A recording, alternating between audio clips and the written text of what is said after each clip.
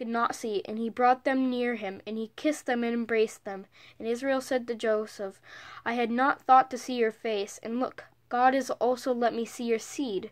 And Joseph drew them out from his knees, and he bowed his face to the ground. And Joseph took the two of them, Ephraim with his right hand and to Israel's left, and Manasseh with his left hand to Israel's right, and brought them near. And Israel stretched out his right hand and placed it on Ephraim's head, yet he was the younger, and his left hand on Manasseh's head. And he crossed his hands, though Manasseh was the first hand, and he blessed them, saying, The God in whose presence my fathers walked, Abraham and Isaac, the God who has looked after me all the days of my life till this day, the messenger rescuing me from all evil, may he bless the lads. Let my name be called in them, and let the names of my fathers, Abraham, Isaac, let them teem multitudinous in the midst of the earth. And Joseph saw that his father had placed his right hand on Ephraim's head, and it was wrong in the eyes. And he took hold of his father's hand to remove it from Ephraim's head to Manasseh's head. And Joseph said to his father, Not so, my father, for this one is the firstborn. Put your right hand on his head. And his father refused and said, I know, my son. I know he, too, shall become a people, and he shall be great. But his younger brother shall be greater than he, and his seed shall be a fullness of nations. And he blessed them that day, saying, By you shall Israel bless, saying, May God set you as Ephraim and Manasseh. And he set Ephraim before Manasseh. And Israel said to Joseph, Look, I am about to die, but God shall be with you, and bring you back to the land of your fathers. As for me, I have given you with single intent over your brothers what I took from the hand of the Amorite with my sword and with my bow. Chapter 49. And Jacob called his sons and said, Gather round, that I may tell you what shall befall you in the days to come. Assemble and hearken, O Jacob's son, and hearken to Israel your father. Reuben, my firstborn are you, my strength and first yield of my manhood, prevailing in rank and prevailing in might. Unsteady as water, you'll no more prevail. For you mounted the place where your father lay, and you profaned my couch, you mounted. Simeon and Levi, the brothers, weapons of outrage in their tray. In their council let me never set foot. Their assembly my presence shun. For in their fury they slaughtered men. At their pressures they tore down ramparts. Cursed be their fury so fierce, and their wrath so remorseless. I will divide them in Jacob, disperse them in Israel. Judah, you shall your brothers acclaim. Your hand on your enemy's nape. Your father's son shall bow to you. A lion's whelp is in Judah. From the prey, O my son, you mount. He crouched. He lay down like a lion, like the king of the beast. Who dare arouse him? The scepter shall not pass from Judah, nor the mace from between his legs, that tribute may come to him, and come into the submission of peoples. He binds to the vine his ass, to the grape's bough his ass's foal. He washes in wine his garment, in the blood of the grape his cloak. O eyes that are darker than wine, and teeth that are whiter than milk.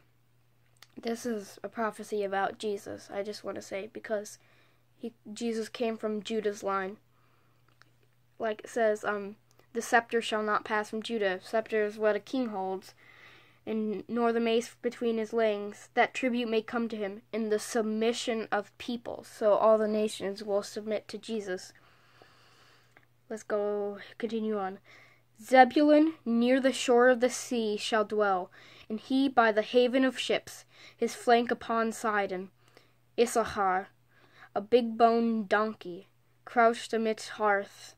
He that saw the homestead was goodly, and the land was delightful, and he put his shoulder to the load, and he became a toiling serf. Dan, his folk will judge, as one of Israel's tribes. Let Dan be a snake on the road, an asp on the path, that bites the horse's heels, and its rider topples backwards. Your deliverance I await, O Lord. Gad shall be goaded by the raiders, yet he shall goad their heel. Asher's bread shall be rich, and he shall bring forth kingly dishes.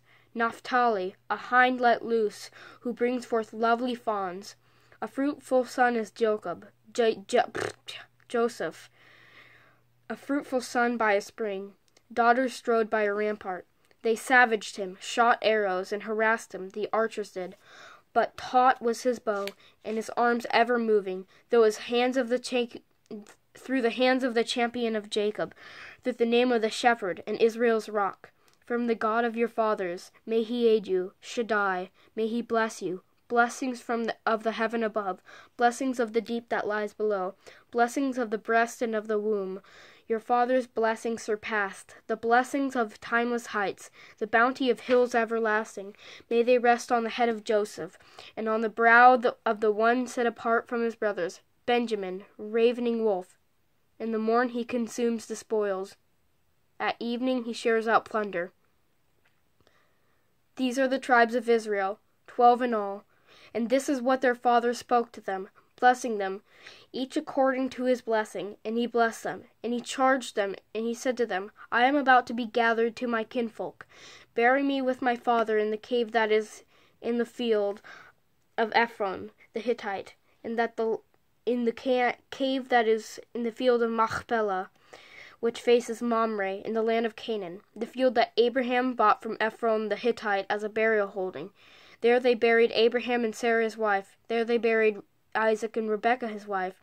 There I buried Leah, the field and the cave within it, bought from the Hittites. And Jacob finished charging his sons, and he gathered his feet into the bed, and he breathed his last, and was gathered to his kinfolk.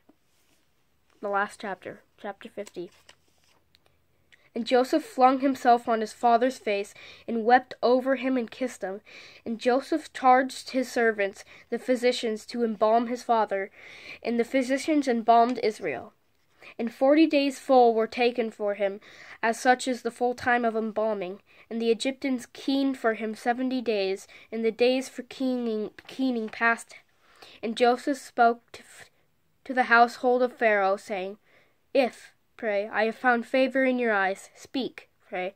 And Pharaoh's heart, hearing, as follows, My father made me swear, saying, Look, I am about to die. In the grave I readied me in the land of Canaan.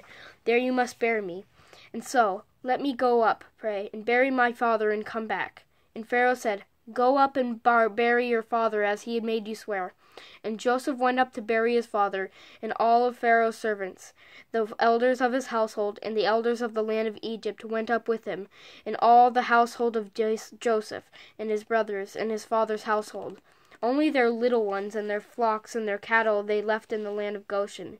And chariots and horsemen as well went up with him, and the procession was very great. And they came as far as Goran ha-Atad, which is across the Jordan. And there they keened a great and heavy keening, and performed mourning rites for the father 7 days. And the Canaanite natives of the land saw the mourning in Goran ha-Atad, and they said, This heavy mourning is Egypt's. Therefore is the name called Abel Mizraim, which is across the Jordan. And his sons did for him just as he charged them, and his sons conveyed him to the land of Canaan, and buried him in the cave of Machpelah field, the field Abraham had bought as a burial holding from Ephron the Hittite, facing Mamre. And Joseph went back to Egypt, he and his brothers and all who had gone up with him to bury his father, after he had buried his father. And Joseph's brothers saw that their father was dead, and they said, If Joseph bears resentment against us, he shall surely pay us back for all the evil we caused him. And they charged Joseph, saying, Your father left a charge before his death, saying, Thus shall you say to Joseph, We beseech you, forgive, pray, the crime and the offense of your brothers, for the evil they have caused you. And so now, forgive, pray, the crime of your servants, your father's God. Of your father's God. And Joseph wept when they spoke to him, and his brothers came to him and flung themselves before them, and he said, We are here we are, your slaves. And Joseph said, Fear not, for am I instead of God? While you meant evil towards me, God meant it for good, and so as to bring about at this very time keeping many people alive. And so fear not, I will sustain you and your little ones. And he comforted them and spoke to their hearts. This is not the end, but just listen to this again. This is God's plan ultimate for the world. While you meant evil toward me, God meant it for good, so as to bring about this time, keeping many people alive. That's God's plan. So, let's continue. And Joseph dwelled in Egypt, he and his father's household. And Joseph lived 110 years. And Joseph saw the third generation of his sons from Ephraim, and the sons as well of Machir, son of Manasseh, were born on Joseph's knees. And Joseph said to his brothers, I am about to die, and God will surely single you out and take you up from this land to the land he promised to Isaac and to Jacob. And Joseph made the sons of Israel swear, saying, when God indeed singles you out, you shall take up my bones from this place. And Joseph died, 110 years old, and they embalmed him, and he was put in a coffin in Egypt. The end. So, if you have watched all these videos and listened to Genesis from the Robert Alter translation, thank you. We will be continuing into Exodus. But really, this is a great story. It kicks off the whole biblical story, and it's almost like you can compare this to every book in the Bible. Like, there's a story of God made everything good, and humans ruined it all. And the humans meant it for evil, but God meant it for good to save many lives. And that's in itself a prophecy about Jesus. For Jesus came to seek and to save the lost. So, why don't always be thankful for what Jesus did? For God, he predestined this from the beginning, this glorious Messiah, who is like a stumbling block to people, because he came down as a servant and died a criminal's death, which he did not deserve. But through that, his humbleness, we can be humbled, and we can be saved from this terrible thing called death and sin. So, God bless.